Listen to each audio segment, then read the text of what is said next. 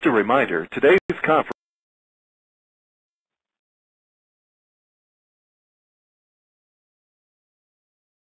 Welcome everyone. This is the Teleworkshop by the Alzheimer Society of BC. It is called Life After Diagnosis, and this is a brief overview without too many specifics about what to expect once you receive a diagnosis of dementia, and also what to consider to do at that time. If you want more information on this, just keep in mind that we have handouts online after the Teleworkshop. If you don't want to take too many notes, they're going to be available to you. Also, if you don't have the computer, you can just give us a call and we'll mail you the email, and that will also include the email of the slides. So my co-coordinator tonight, actually this afternoon, force of habit, is Jan Robson. Jan has been with the Dementia Helpline for about 4 years now. She facilitates support groups for people with dementia at the early stage, and also support group for caregivers. She has extensive experience delivering workshops to various community groups. Thanks, Mark. And Mark Lebrecq is the Provincial Coordinator of Programs and Services here at the Alzheimer Society of BC.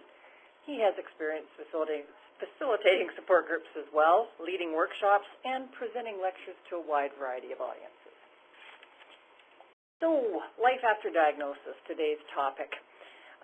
Just want to remind everybody that this workshop is for people with dementia, usually people that have recently got the diagnosis, and for their care partners as well.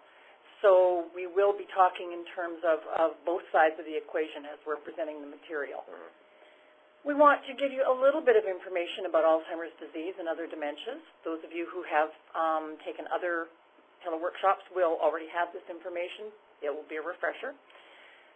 Looking at getting the diagnosis, some of the emotional ramifications of getting the diagnosis. What do you do when you get it? Who do you share it with? What informs your decision to share it with certain people and not other people?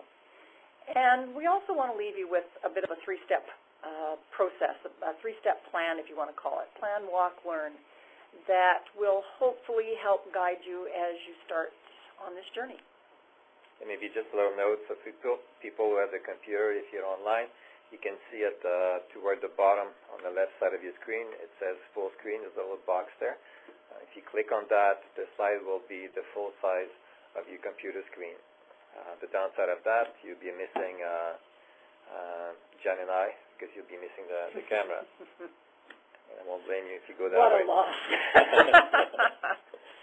Okay, the first question that most people ask when they have diagnosis of Alzheimer's dementia is, what's the difference between Alzheimer and dementia?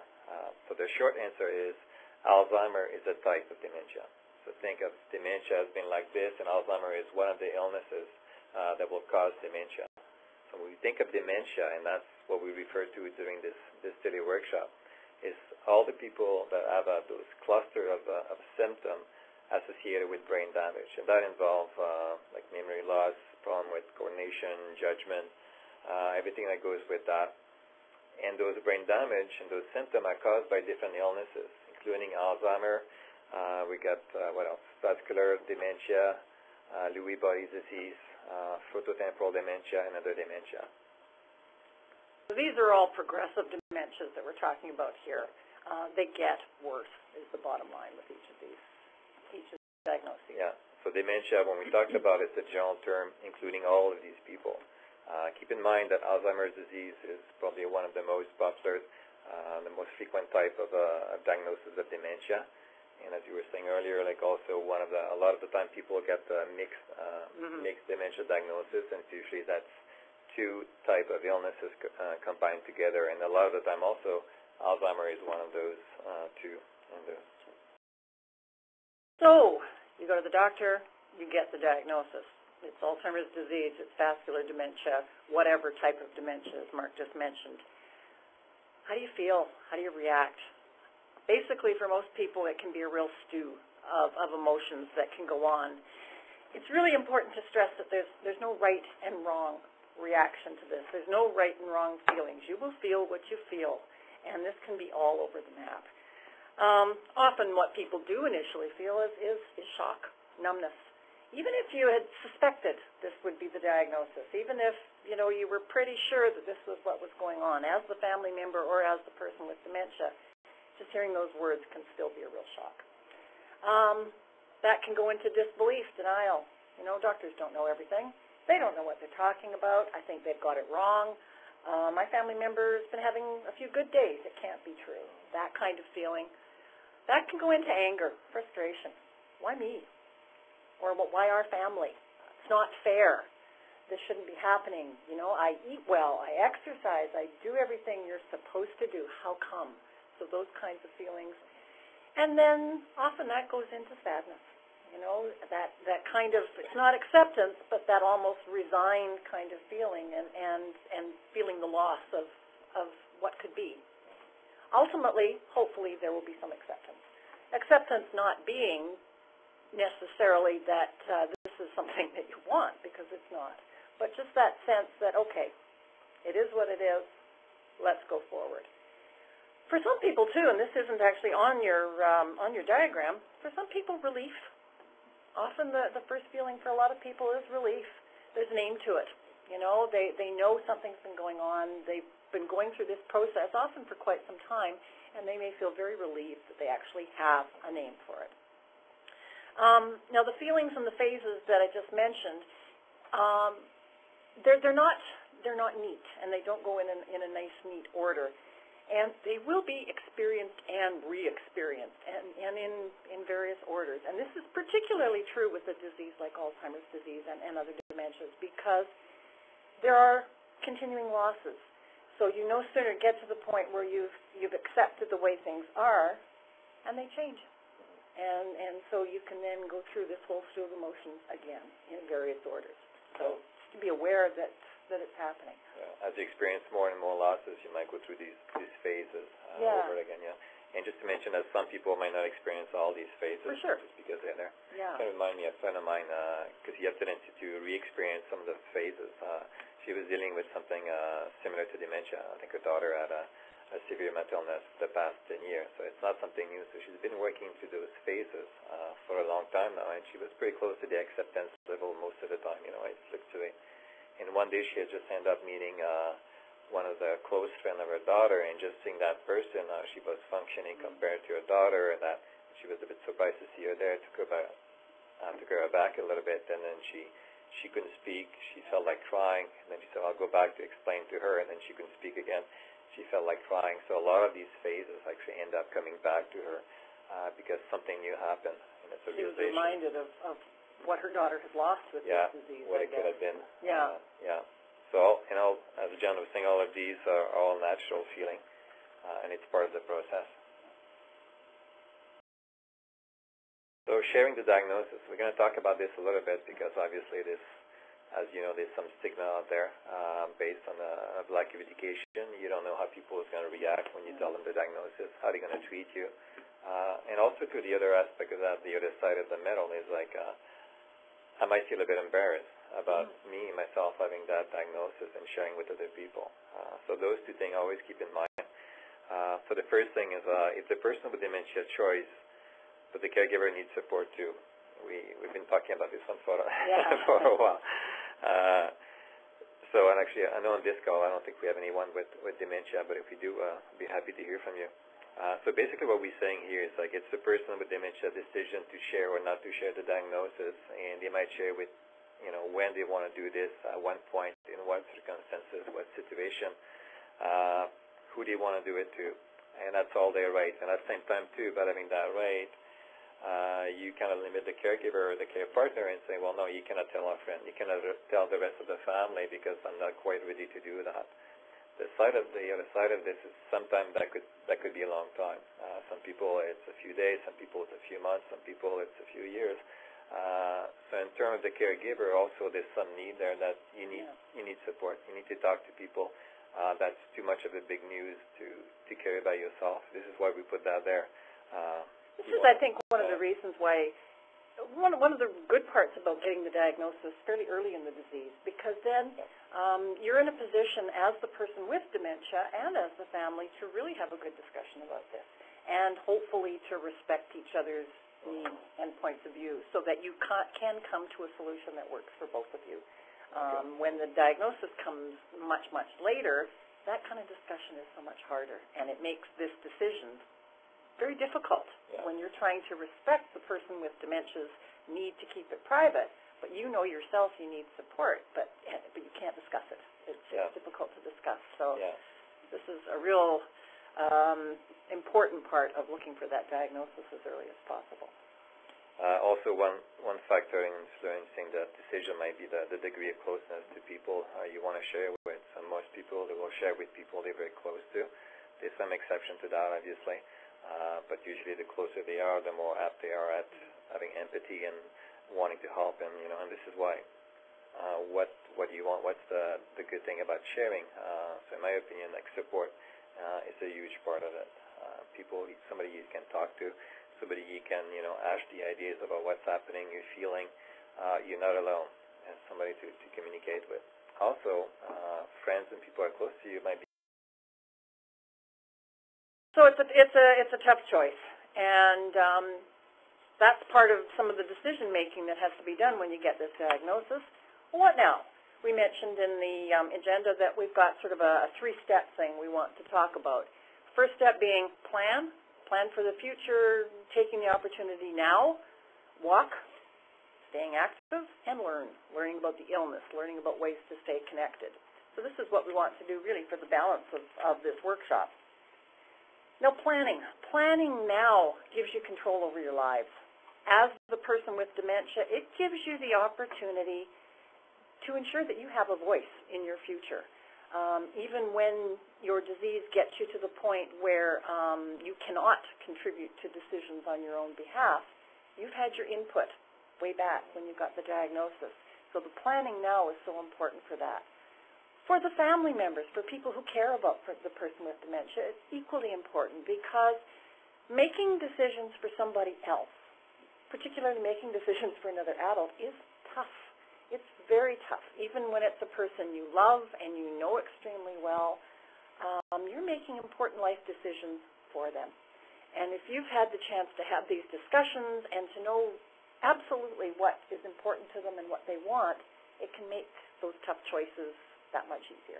Yeah, I think for the caregiver and the care partner, sometimes there's more than one person involved. For sure. And different family members got different opinion on what should be done at that time. So, I mean, as you say, early planning, early decision, you're respecting the wishes of the person with dementia. But I think also too, like we both connect a lot with caregivers, and one of the things that comes a lot is guilt.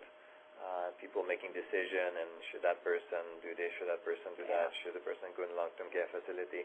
There's always that guilt. But at least if you know that this is what the person with dementia has planned with you, relieve some of that guilt for sure. Yeah. That guilt.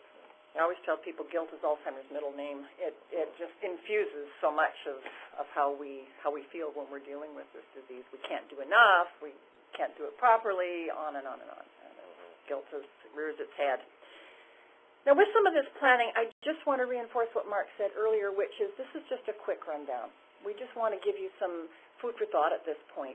And if you're interested in getting more detail about any of these aspects that we talk about this afternoon, please contact your local Alzheimer's Society Resource Center, contact the Dementia Helpline, and we can give you more information as well as refer you to places that specialize in this information. So we're just giving you a taste of all of this today. So planning. One aspect of planning that's really important is safety.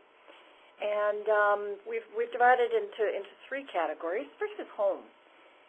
As Alzheimer's and other dementias progress, there are often physical manifestations. The person may have problems with balance. They may have problems with depth perception. So use this opportunity to kind of look at your home with a critical eye and see if there's a way that you can unclutter so that it's a more welcoming environment for someone with dementia. See if it's safe. See if there are mechanisms in place so that as the person starts getting a little, perhaps not as stable on their feet, that there are supports for them in the home. This is something, if you can't do on your own, talking to an occupational therapist through your local health authority can really help with that. They can give you some really good suggestions on that. Another aspect of safety is driving. Probably one of the most challenging aspects in a lot of respects, because for so many of us, driving equals being an adult. You know, what's your ticket to adulthood as a teenager? It's that driver's license. And for a lot of people, it truly is very important to their independence. They may live in a part of the province where there's not lots of transit, and they're kind of isolated without driving. So it's such a huge issue. In fact, it's such a huge issue that we're going to have 2 workshops about it in June. Just as a reminder, on June 10th at 7 p.m., David Dunn from BCAA will be doing a workshop for us on driving and dementia. And then Mark and I will be doing one on June 24th from 7 to 8 p.m. as well, with tips for caregivers. So you'll get a lot more detail then. An important thing to think of with driving, if you are a person with dementia, is looking at your driving with a critical eye and realizing that it's a whole lot easier to decide yourself to stop driving than it is to have somebody else tell you you have to. And so if there's anybody on the line who's in that position, start really looking at how they feel about their driving and accepting feedback that they get from other people. I'm looking at putting some mechanisms in place. I know one woman who is still capable of driving, but she's making a real effort to use public transit as much as possible so that when she no longer can drive comfortably, she will already be used to taking the buses, and it won't be a huge transition for her. So things like that can really help. That's a good point. So getting used to the alternative Yeah. before we have to do it. Yeah. Yeah. Maybe something also to keep in mind if you're a person with dementia, you're going to be losing part of your insight, Yeah. your own judgment about sure. your own situation as the illness progresses, which is part of the illness is natural. So really, as you said, talking earlier with family member, having observation in place from friends and family giving you input and say, well, yeah, we reached that point now where did you notice that? So, as much as possible, if you can be open to people giving you suggestions Yeah. about your own situation, it's often useful. Yeah, for sure. Another aspect of safety is getting lost, and this is one that nobody really likes to think about and can be extremely frightening. And it often can just come out of the blue. The person with dementia may be doing basically just fine, and then one day walks out of their local grocery store and looks around and just can't orient. And so it is something that certainly needs to be planned for. Not everybody with Alzheimer's and other dementias will wander. This isn't an issue for everybody, but it's enough of an issue for enough people that you really want to have mechanisms in place to ensure safety. One thing that's really important is ensuring that the person with dementia has ID on them at all times. And that can be paper ID. It can also be bracelet, necklace, name and contact number, that kind of thing. Also for the family, having current photos on hand so that if your family member does disappear, you have photos on hand that are current and that you can pass along to the police without losing any time digging through a stack of photos on your computer, that kind of thing.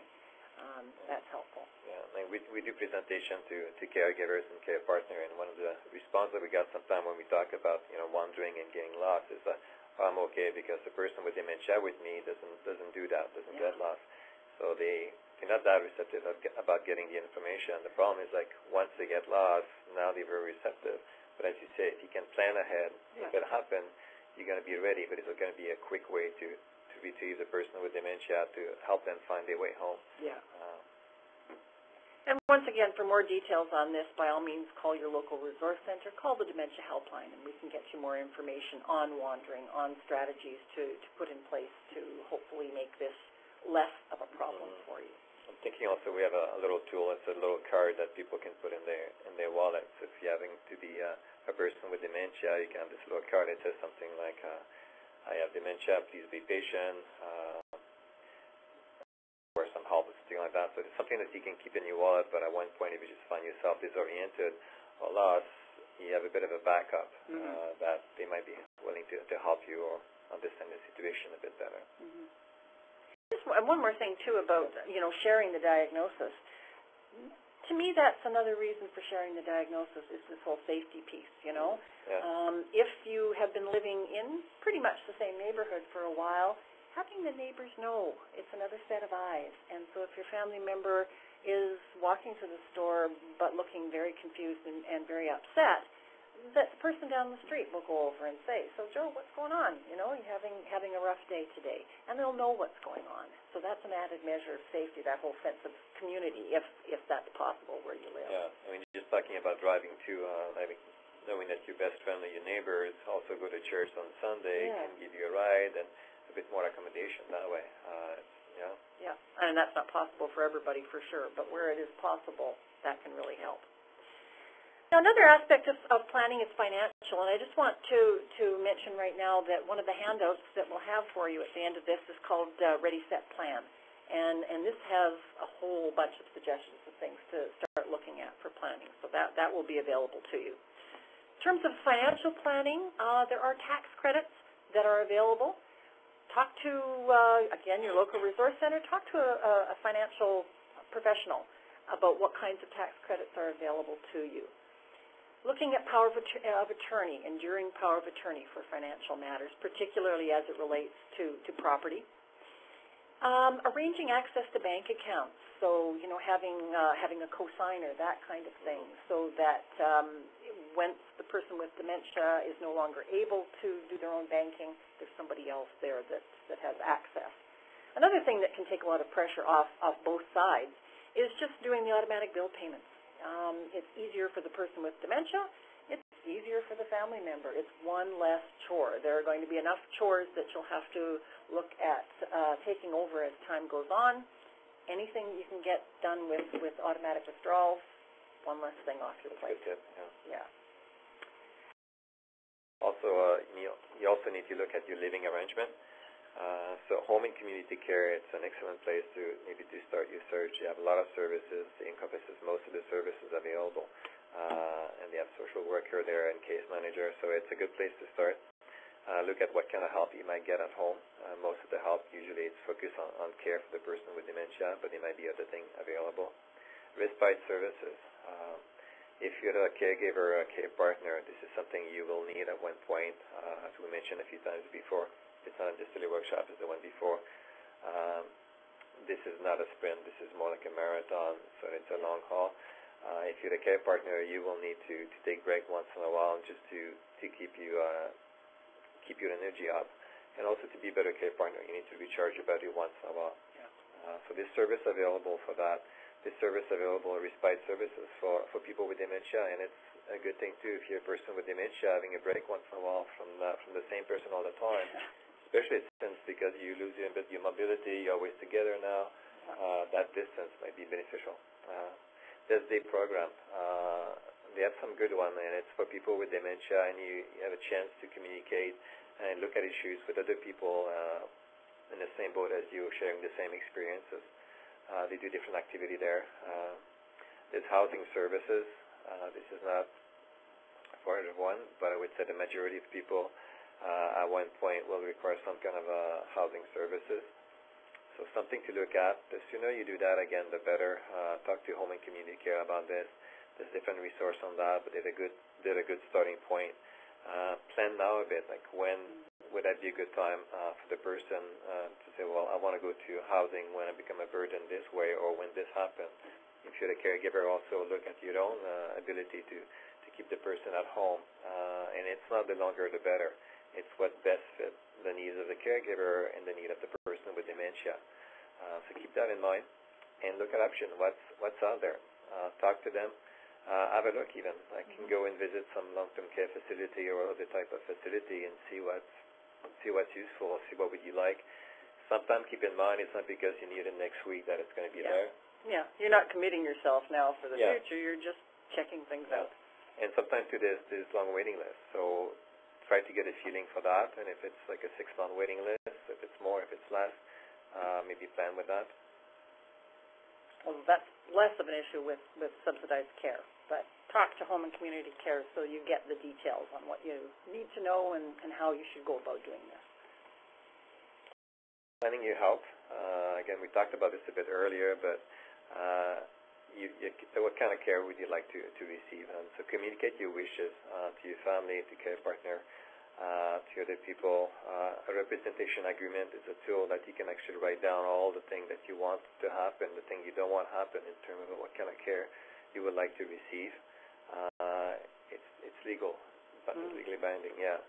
So that's a great tool because everything's in black and white, and it's for the family member as a care partner, they can actually see this is the wish of Joe because this is what Joe write down. Also, too, just keep in mind that as you might be losing some of your insight, later on it might help you also to realize and to see on black and white that, yes, you did say that, and that was your preferred way of dealing with that at that time at least. Again, easier for the family. Representation agreements are not about the family making what they deem to be the best decision for the person. They're about them making a decision that they know the person would have made for themselves, and that can take a lot of the pressure off. Yeah. This is your opportunity as a person with dementia to take control of your care. Right. Also including end of life, so toward the end. So an example, how much care do you want to receive? Do you want care to be up to the point where you want to be on a respirator? Do you want to be tube feed, but you don't want that? So it's really, even though it's a bit a taunting task to actually look at these things at this point, it's a good idea to talk about it with your care partner and what you would like to happen. The same with the will. Make your will now. Look at who wants the benefit, where things are going to go, who's going to be allocated what. Life insurance, the same thing. Funeral arrangement, so you want to really take control of all these aspects. You don't want the government to step in and to decide for you what's going to happen with all of these. Children guardian, if that applicable, not always. Also, your important paper and password, make sure everyone can find it. Write down your password, your registering name, where you put it. So all the information that's useful actually will be able to go and people can get it. And this seems overwhelming. We're talking about life after diagnosis, and if you're in a situation where yourself or a family member has just been recently diagnosed, looking at all of this just seems totally overwhelming. It doesn't have to be done tomorrow. Yeah. It's something that you can start working through. And then once you've had an opportunity to pretty much go through it, just start living, or continue living. Get some of the details out of the way and then enjoy your life. But, it's not something that you've got to go out and frantically start doing right away. That just adds pressure, and you probably don't need any more pressure in your life at this point. Yeah, I can see that, especially talking about end of life. Yeah. Probably not the best idea to do right away after getting the diagnosis.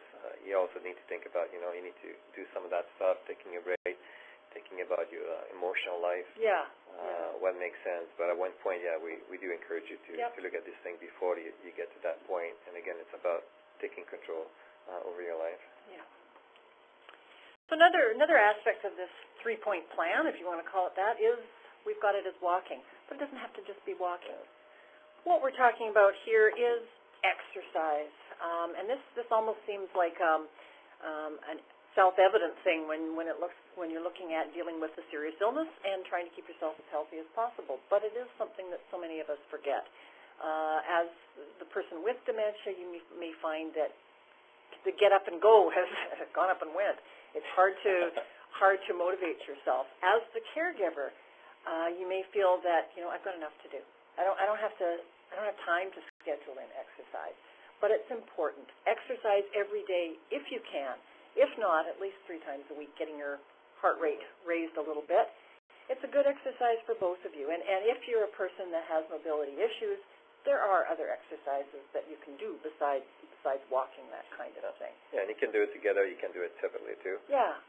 But I think one of the things we hear a lot with caregiver in particular and care partner is the tendency to put their needs in the back burner and always focus on the don't worry about me. I'm healthy.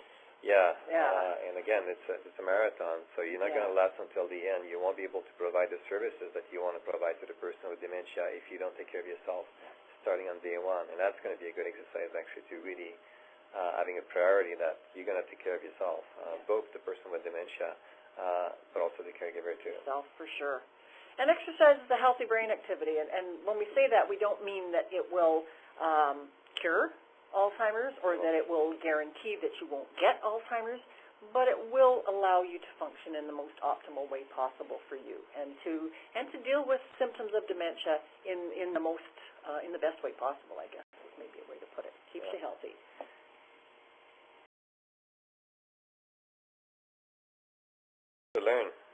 So learn about the illness.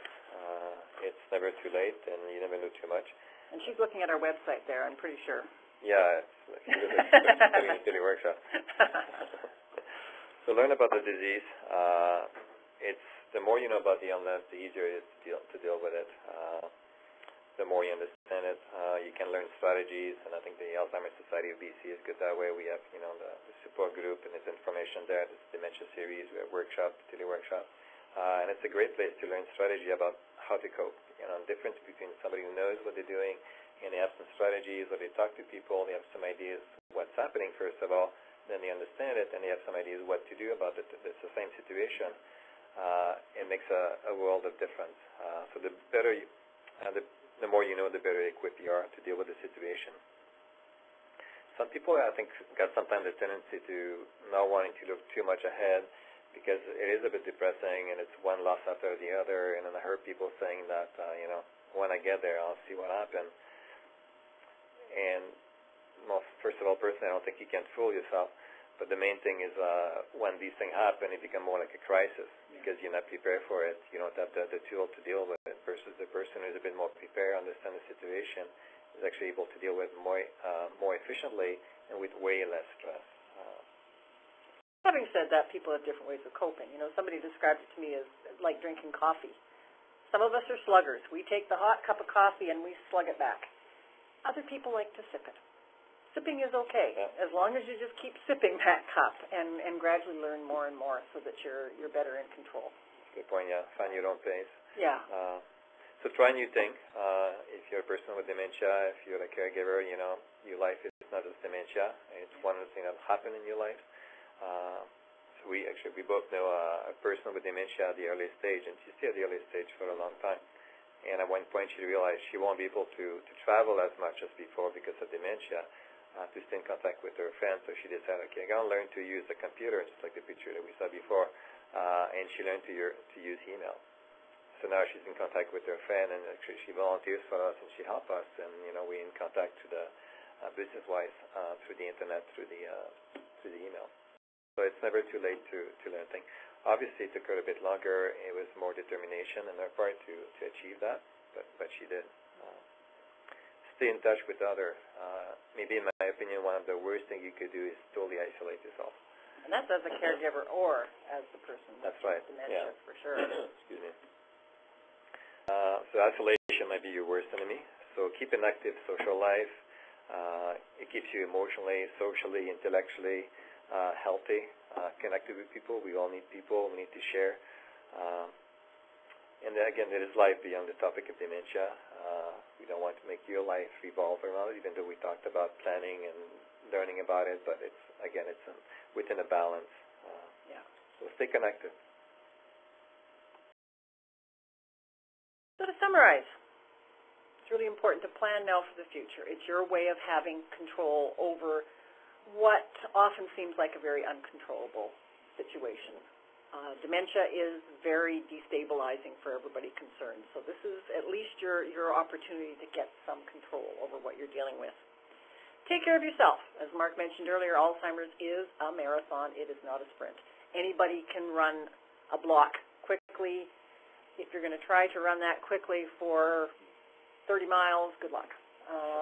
And so you really have to take care of yourself and condition yourself so that you can run this marathon. Equip yourself with knowledge, as Mark said, knowledge about the disease, knowledge about resources that are out there. We always complain there's never enough. There's never enough available for what we need. But so often there's a lot more out there than what we know. Reach out, ask, see what's available. See what kind of network you have. Sometimes it's a case of asking your family for support, perhaps for financial support, time, services. See what's out there, not just the formal support network, which by all means check that out as well. And don't be afraid to be specific. People Yeah. often ask you, how can I help? And the typical response, and people I'm okay right they don't now. know I'm okay. Yeah. Yeah. Mistake. Don't do that one. How can you help? I'll tell you what. Every second Saturday, why don't you come over and mow the lawn? Saturday's not good for me. Perfect. Yeah, I think that's a good example. Yeah. And we knew somebody who was a staff here who used to have a bowl of a thing that she needed help with, and it could be like cooking a lasagna, growing the lawn, and we said to people, just go in the bowl, pick something you like. Be specific. It helps. And Lois, job jar. Have a job jar for people that say, can I help? By all means. Thanks very much. I could really do with a break. This kind of thing. Let them know. Also, we were talking before about people reacting to hearing the news that I got dementia or my husband got dementia. Also, too, that's one of the things they're going to do. They want to help, So it's actually good for them also to have something. They want to contribute. Yeah. They want to support you. But a lot of the time, as one of the callers was mentioning, they don't have the education. They don't know what to do. They don't understand what's happening. So really, we need to guide them a little bit. We need to educate them. But that's part of the education, The lawn once in a while, having a drive, or all these things, going for a cup of coffee while I take a break, and then just all these things. It's nice when people offer, so grab onto it if you can.